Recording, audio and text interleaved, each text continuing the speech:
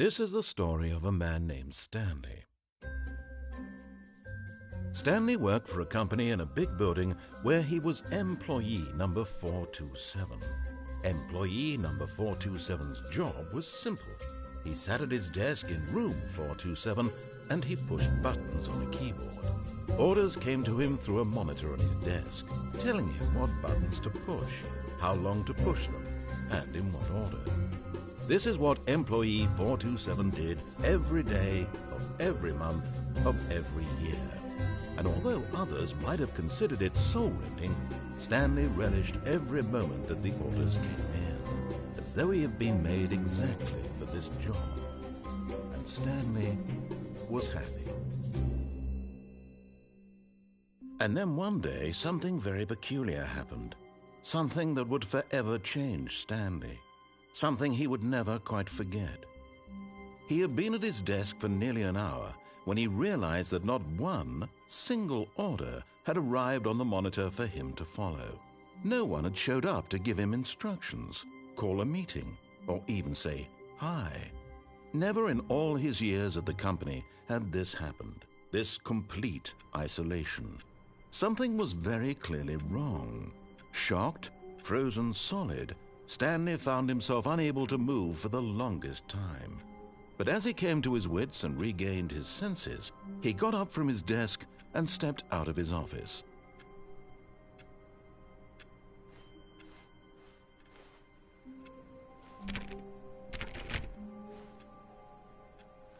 All of his co-workers were gone. What could it mean? Stanley decided to go to the meeting room. Perhaps he had simply missed a memo. No matter how hard Stanley looked, he couldn't find a trace of his co-workers.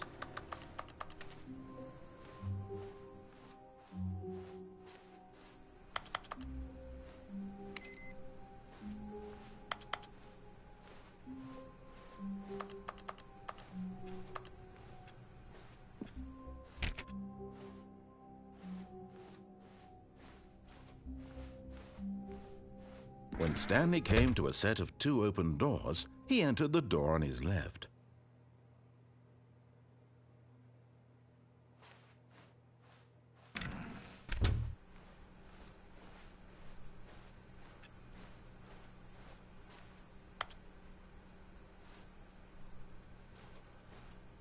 Yet there was not a single person here either. Feeling a wave of disbelief, Stanley decided to go up to his boss's office, hoping he might find an answer there. Coming to a staircase, Stanley walked upstairs to his boss's office.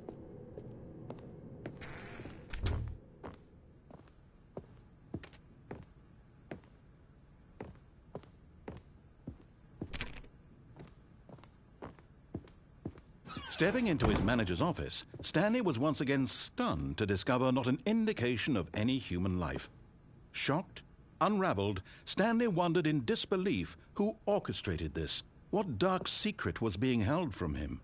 What he could not have known was that the keypad behind the boss's desk guarded the terrible truth that his boss had been keeping from him. And so the boss had assigned it an extra secret PIN number, 2845. But of course, Stanley couldn't possibly have known this. Yet incredibly, by simply pushing random buttons on the keypad, Stanley happened to input the correct code by sheer luck. Amazing. He stepped into the newly opened passageway.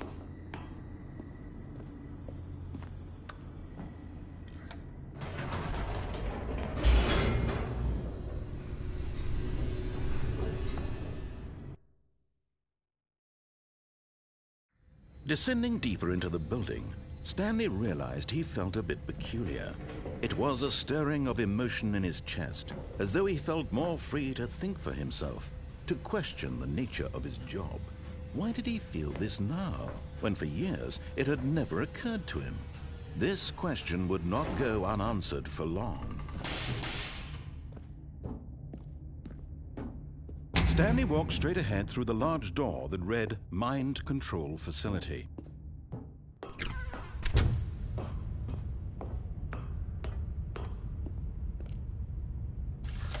The lights rose on an enormous room packed with television screens. What horrible secret did this place hold? Stanley thought to himself. Did he have the strength to find out?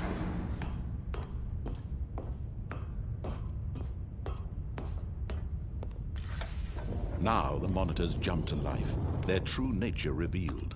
Each bore the number of an employee in the building, Stanley's co-workers. The lives of so many individuals reduced to images on a screen, and Stanley, one of them, eternally monitored in this place where freedom meant nothing.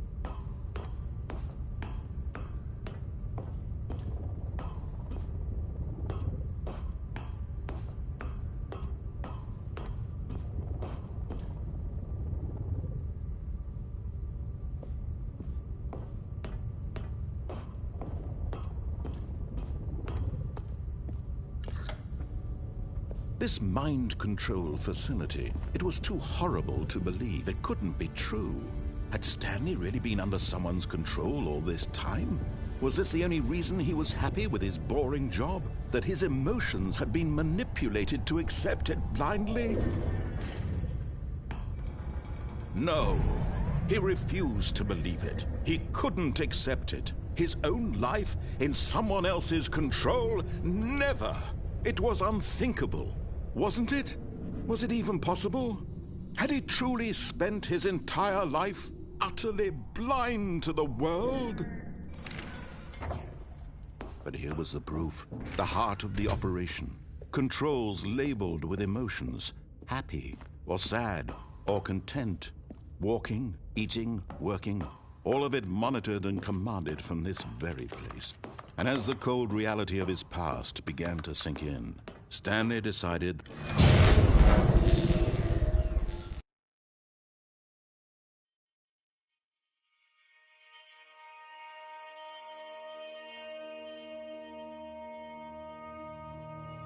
blackness and a rising chill of uncertainty.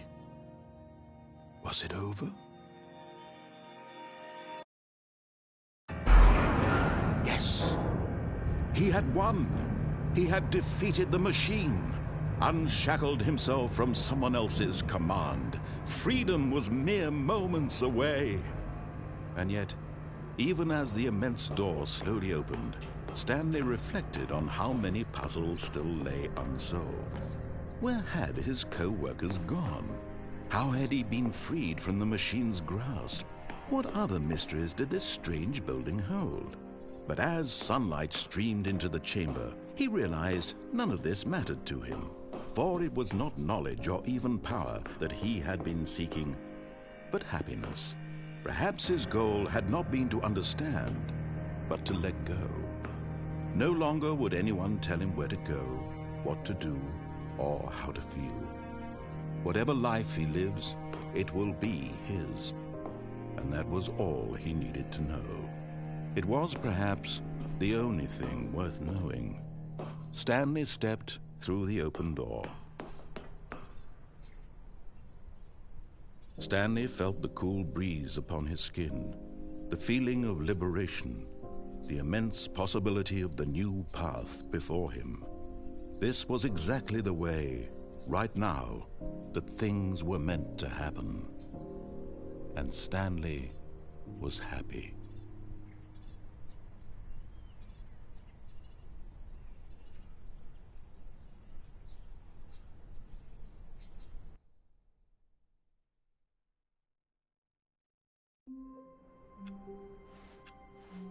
All of his co-workers were gone.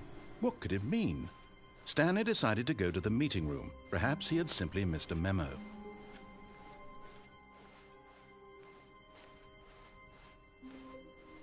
When Stanley came to a set of 2 open doors, this was not the correct way to the meeting room, and Stanley knew it perfectly well. Perhaps he wanted to stop by the employee lounge first, just to admire it. Ah, yes, truly a room worth admiring. But eager to get back to business, Stanley took the first open door on his left. Stanley was so bad at following directions, it's incredible he wasn't fired years ago. Look, Stanley, I think perhaps we've gotten off on the wrong foot here. I'm not your enemy, really, I'm not. I realize that investing your trust in someone else can be difficult, but the fact is that the story has been about... But in his eagerness to prove that he is in control of the story and no one gets to tell him what to do, Stanley leapt from the platform and plunged to his death. Good job, Stanley. Everyone thinks you are very powerful.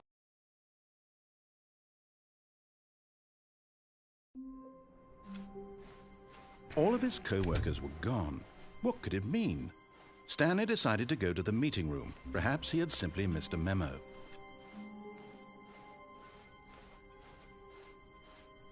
When Stanley came to a set of 2 open doors, he entered the door on his left.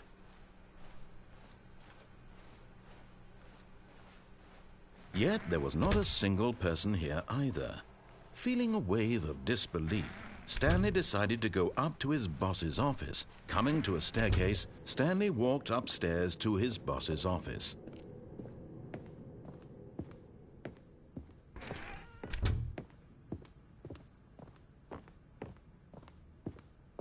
Stepping into his manager's office, Stanley was once again stunned to discover not an indication of any human life. Stanley was in such a rush to get through the story as quickly as possible, he didn't even have a single minute to just let the narrator talk.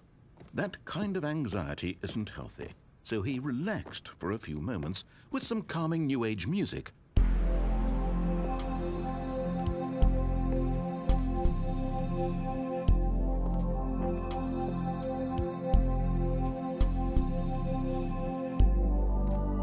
Feeling soothed and rejuvenated, Stanley calmly walked forward into the opened passageway.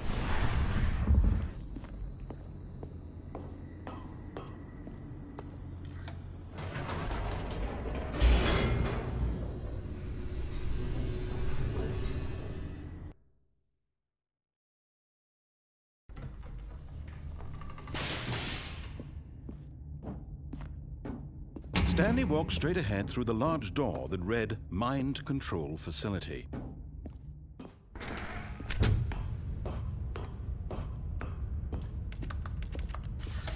The lights rose on an enormous room packed with television screens. What horrible secret did this place hold? Stanley thought to himself. Did he have the strength to find out?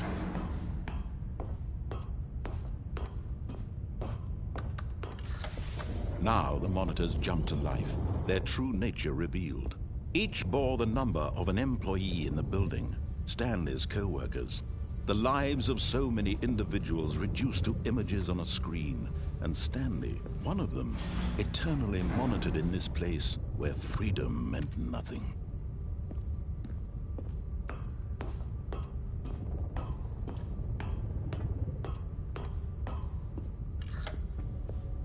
This mind control facility, it was too horrible to believe. It couldn't be true.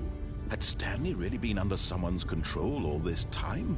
Was this the only reason he was happy with his boring job? That his emotions had been manipulated to accept it blindly?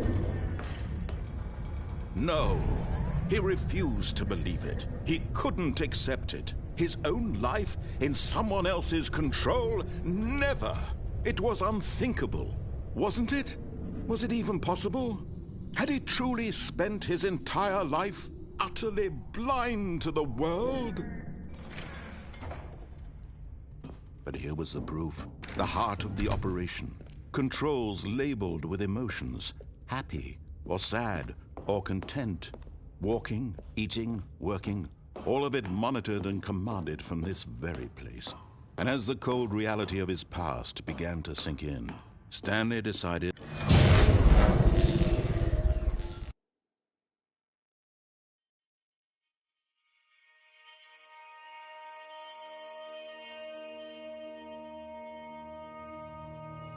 Blackness and a rising chill of uncertainty.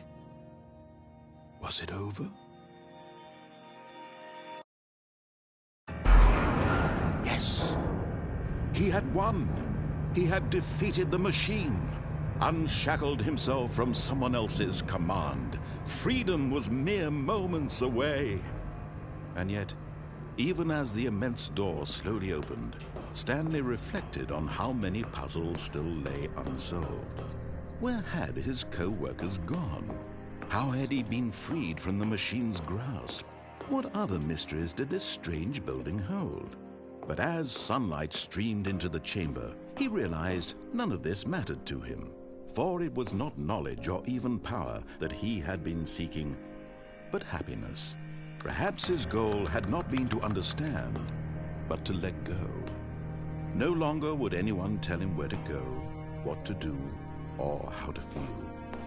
Whatever life he lives, it will be his. And that was all he needed to know. It was perhaps the only thing worth knowing. Stanley stepped through the open door. Stanley felt the cool breeze upon his skin, the feeling of liberation, the immense possibility of the new path before him.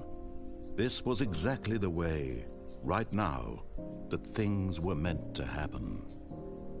And Stanley was happy.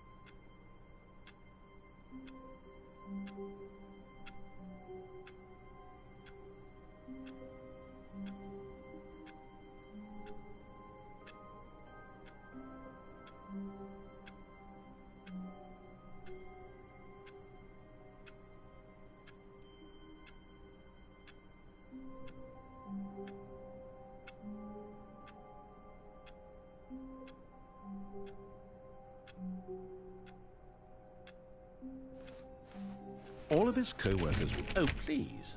Are you really just doing this for the trophy? Click a door 5 times? Is that all you think a trophy is worth? No. I can't just give these merits away for such little effort. A measly 5 clicks? Now, suppose you were to click the door 20 times. I would say that's the kind of effort that warrants recognition. I have to say, I'm still not feeling the satisfaction of witnessing true effort for a noble cause. Perhaps 50 clicks will do it. Yes, almost certainly 50 clicks.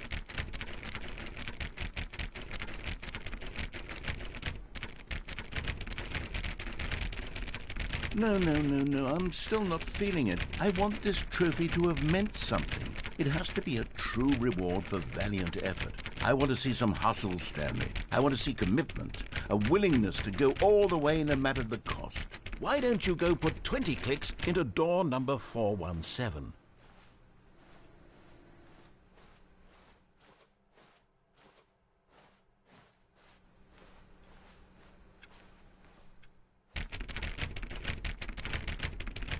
Oh, great. Now, go click a few times on door 437.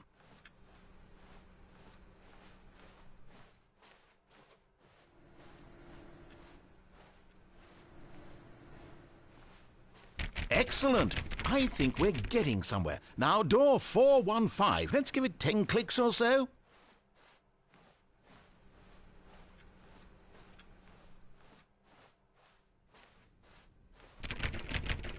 Now, back to door number 437.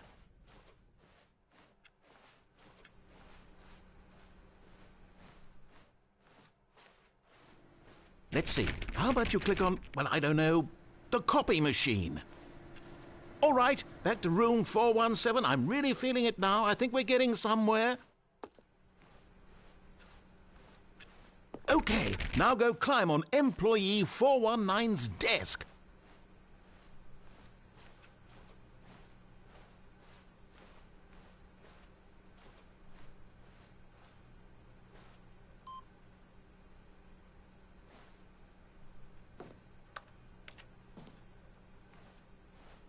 Yes! The This is great. You're putting it all on the line, Stanley. I like that. All right, let's keep it up. Go give me a few clicks on door 416. We've almost got it. Now the copy machine, do that one again.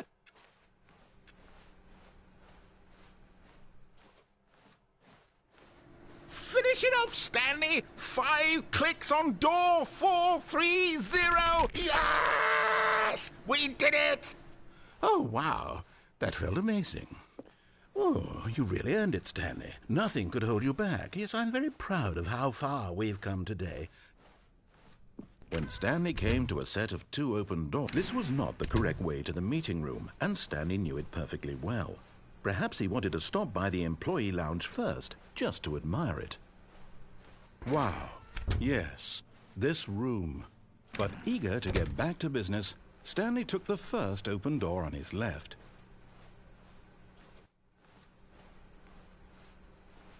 Stanley was so bad at following directions, it's incredible he wasn't fired years ago. Look, Stanley, I think perhaps we've gotten off on the wrong foot here. I'm not your enemy, really, I'm not. I realize that investing your trust in someone else can be difficult, but the fact is that the story has been about nothing but you all this time. There's someone... Really? I was in the middle of something. Do you have zero consideration for others? Are you that convinced that I want something bad to happen to you? Why, I don't know how to convince you of this, but I really do want to help you, to show you something beautiful. Look, let me prove it. Let me prove that I'm on your side. Give me a chance. Now listen carefully, this is important. Stanley walked through the red door. Aha, perhaps you misunderstood. Stanley walked through the red door. I still don't think we're communicating properly. Stanley walked through the red door. All right, fine. Go ahead, Stanley. You want to know so badly what's out there? You want to find out what lies at the end of this road you've chosen? Well, don't let me stop you. You see? There's nothing here. I haven't even finished building this section of the map because you were never supposed to be here in the first place. Broken rooms, exposed developer textures. Is this what you had wanted? Was it worth ruining the entire story I had written out specifically for you? Do you not think I put a lot of time into that? Because I did. And in the end, it was all for nothing. Because this is what you wanted to see. Help me here, Stanley. Help elucidate these strange and unknowable desires of yours. What would have made this game better? What did you want to see? Vehicles? Skill trees? Work with me. You've given me absolutely nothing so far. Tell you what. Let me take a stab in the dark at a new design, and you can give me some feedback. There we go. A third option. This already feels leaps ahead of where we were before. Go ahead, Stanley. Take it for a spin. Okay, I'm going to stop you there. Now, tell me about your experience with this new version. Would you say that the game benefited from allowing you more choices? Feel free to be honest. I'm looking for some real critical feedback here. Aha! You see, I knew I was onto something. Where do these flashes of inspiration come from? How did I know the game needed a third door? Well, it's instinct mostly, a calling in your gut. I really couldn't say where the idea came from, except that I felt it in my soul. You can't teach that, Stanley. Don't even try. Here, based on the data from your previous playthrough, I've compiled a new version. And to be perfectly candid, I think I've knocked it out of the park with this one. Let's take a look.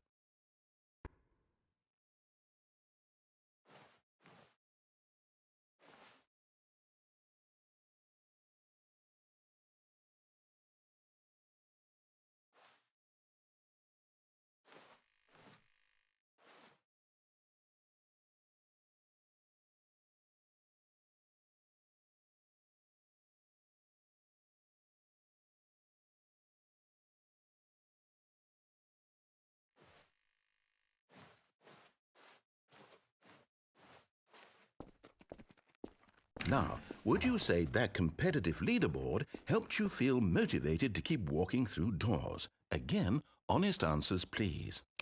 Hey, I nearly forgot. I've got a prototype of a new game I've been working on, and now would be a lovely opportunity to give it some playtesting. You wouldn't mind taking a look at it, would you? Perfect. Let me boot it up. In this game, the baby crawls left towards danger. You click the button to move him back to the right, and if he reaches the fire, you fail. It's a very meaningful game, all about the desperation and tedium of endlessly confronting the demands of family life. I think the art world will really take notice. But of course, the message of the game only becomes clear once you've been playing it for about 4 hours. So why don't you give it 4 hours of play to make sure it's effective? Be sure to keep notes on your experience.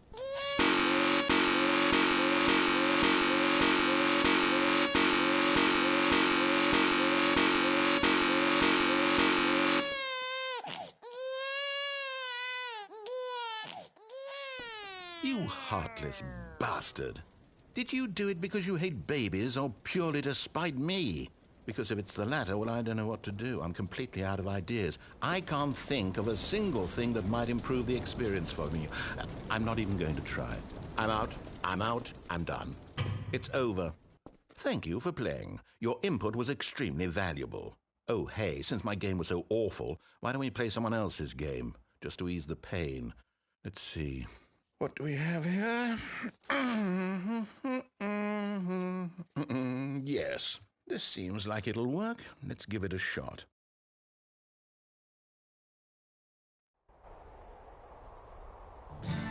Aha! Fascinating. What do you think this game is about, Stanley? What's our backstory? What is our motivation? Well, it seems obvious to me that you are meant to play as a creepy man spying on innocent civilians below you from up high in your creep tower, perhaps for some sort of twisted erotic purpose. Yes, that must be it. What a fascinating venture into the experience of total mental depravity. So far, I love everything about this game, Stanley. And it seems there's even more. Come, let's venture outward and see what else is out there.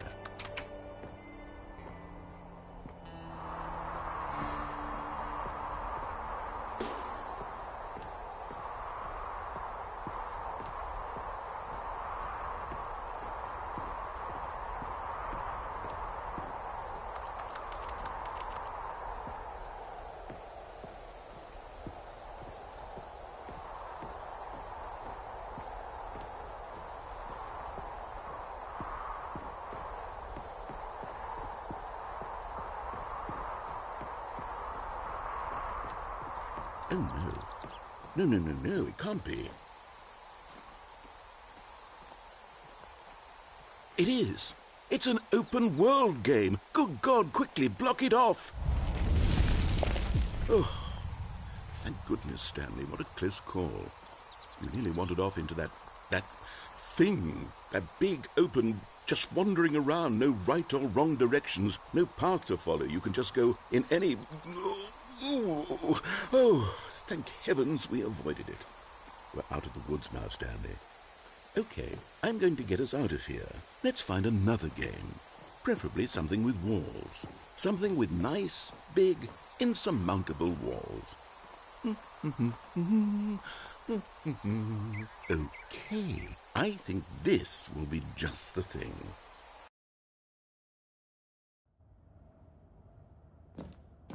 Wonderful. See, this is exactly what I had in mind. Just a nice big box for you to run around in. There isn't any possibility that you could get lost here. Now this is game design.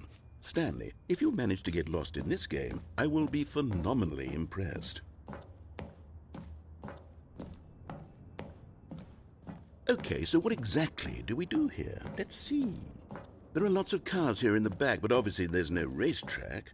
Okay, I'm seeing that there's a ball of some kind back here. Is this game sports ball? Stanley, I think it's sports ball. Oh, what fun. We shall run the bases and do a touchdown together? Yes, I think surely we must. Okay, Stanley, here's the ball. Have fun.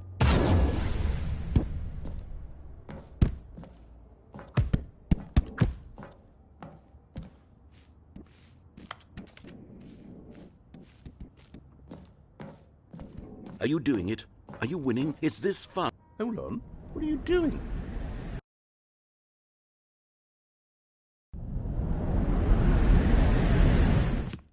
Stanley, don't do that. I can't follow you there. I can't help you. How will you write a story without me? You can't do it. You know that. Stanley, come back.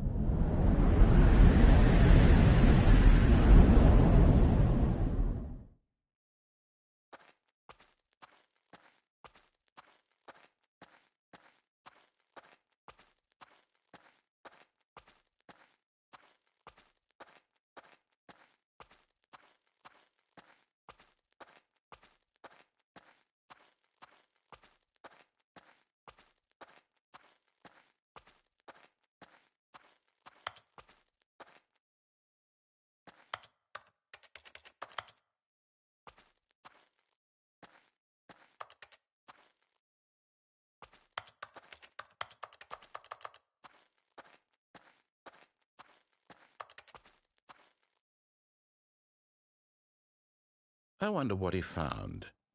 If what he wanted was to be the leading man in his own story, well, perhaps he's gotten it, down in wherever he is right now.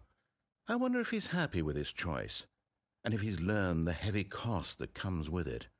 He'll understand soon what I was trying to tell him. He needs me. Someone who will wrap everything up at the end, to make sense out of the chaos and the fear and the confusion. That's who I am.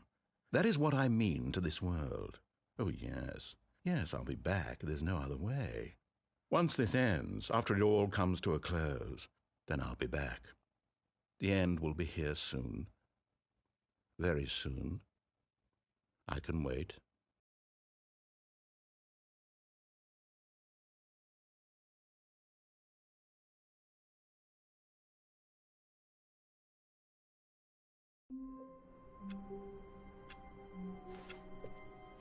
All of his co-workers were gone.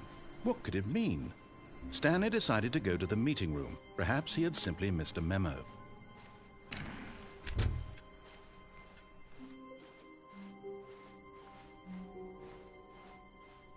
When Stanley came to a set of 2 open doors, he entered the door on his left.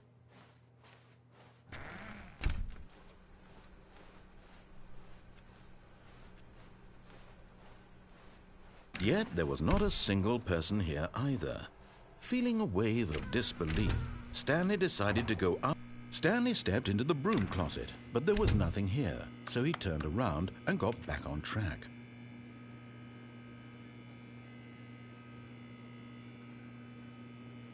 There was nothing here. No choice to make, no path to follow, just an empty broom closet. No reason to still be here.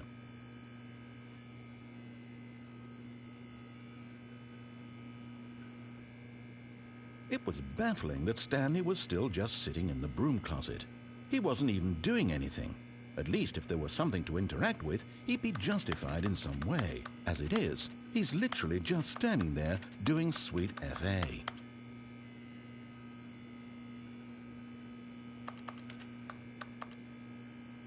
Are you really still in the broom closet? Standing around doing nothing? Why? Please offer me some explanation here. I'm genuinely confused.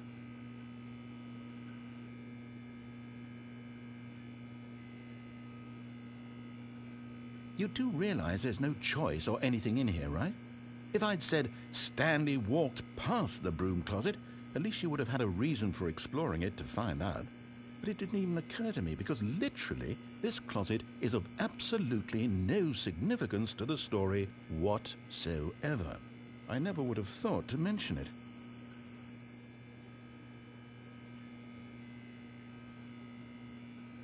Maybe to you this is somehow its own branching path. Maybe when you go talk about this with your friends, you'll say, "Oh, did you get the broom closet ending? The broom closet ending was my favorite." I hope your friends find this concerning.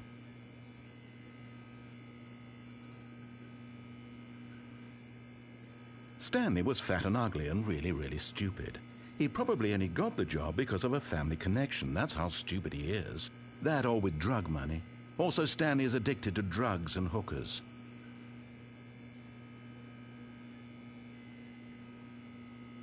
Well, I've come to a very definite conclusion about what's going on right now. You're dead. You got to this broom closet, explored it a bit, and were just about to leave because there's nothing here, when a physical malady of some sort shut down your central nervous system and you collapsed in front of your screen. Well, in a situation like this, the responsible thing is to alert someone nearby so as to ensure that your body is taken care of before it begins to decompose. Hello? Anyone who happens to be nearby? The person at this computer is dead. They have fallen prey to any number of your countless human physiological vulnerabilities. It's indicative of the long-term sustainability of your species. Please remove their corpse from the area and instruct another human to take their place, making sure they understand basic first-person video game mechanics and filling them in on the history of narrative tropes in video gaming, so that the irony and insightful commentary of this game is not lost on them. All right, when you've done that, just step out into the hallway.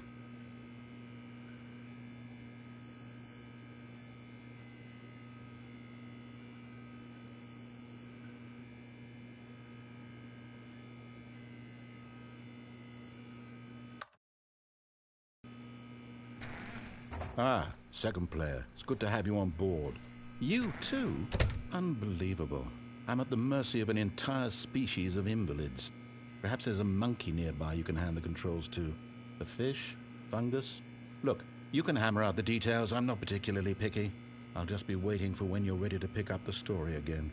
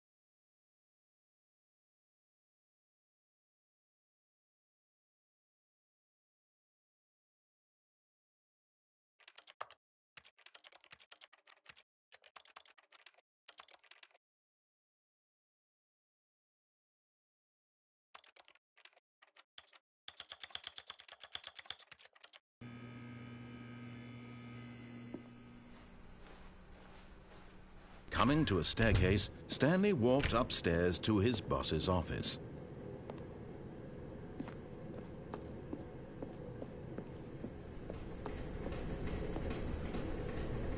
But Stanley just couldn't do it. He considered the possibility of facing his boss, admitting he had left his post during work hours. He might be fired for that. And in such a competitive economy, why had he taken that risk? All because he believed everyone had vanished? His boss would think he was crazy. And then something occurred to Stanley. Maybe, he thought to himself, maybe I am crazy. All of my co-workers blinking mysteriously out of existence in a single moment for no reason at all? None of it made any logical sense. And as Stanley pondered this, he began to make other strange observations. For example, why couldn't he see his feet when he looked down? Why did doors close automatically behind him wherever he went? And for that matter, these rooms were starting to look pretty familiar. Were they simply repeating? No, Stanley said to himself, this is all too strange. This can't be real. And at last, he came to the conclusion that had been on the tip of his tongue. He just hadn't found the words for it. "I'm dreaming!" he yelled. "This is all a dream." Oh, what a relief Stanley felt to have finally found an answer, an explanation. His co-workers weren't actually gone. He wasn't going to lose his job. He wasn't crazy after all. And he thought to himself, I suppose I'll wake up soon. I'll have to go back to my boring real-life job pushing buttons. I may as well enjoy this while I'm still lucid. So he imagined himself flying and began to gently float above the ground. Then he imagined himself soaring through space on a magical starfield, and it too appeared. It was so much fun, and Stanley marveled that he had still not woken up. How was he remaining so lucid? And then perhaps the strangest question of them all entered Stanley's head. One he was amazed he hadn't asked himself sooner. Why is there a voice in my head dictating everything that I'm doing and thinking? Now the voice was describing itself being considered by Stanley, who found it particularly strange. I'm dreaming about a voice describing me, thinking about how it's describing my thoughts, he thought. And while he thought it all very odd and wondered if this voice spoke to all people in their dreams, the truth was that, of course, this was not a dream. How could it be? Was Stanley simply deceiving himself, believing that if he's asleep, he doesn't have to take responsibility for himself? Stanley is as awake right now as he's ever been in his life. Now, hearing the voice speak these words was quite a shock to Stanley. After all, he knew for certain, beyond a doubt, that this was in fact a dream. Did the voice not see him float and make the magical stars just a moment ago? How else would the voice explain all that? This voice was a part of himself too. Surely, if he could just... He would prove it. He would prove that he was in control, that this was a dream. So he closed his eyes gently, and he invited himself to wake up. He felt the cool weight of the blanket on his skin, the press of the mattress on his back, the fresh air of a world outside this one. Let me wake up, he thought to himself. I'm through with this dream. I wish it to be over. Let me go back to my job. Let me continue pushing the buttons. Please, it's all I want. I want my apartment and my wife and my job. All I want is my life exactly the way it's always been. My life is normal. I am normal. Everything will be fine. I am okay.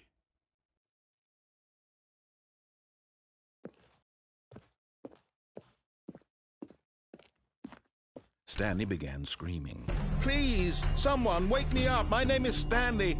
I have a boss. I have an office. I am real. Please, just someone tell me I am real. I must be real. I must be. Can anyone hear my voice? Who am I? Who am I? And everything went black.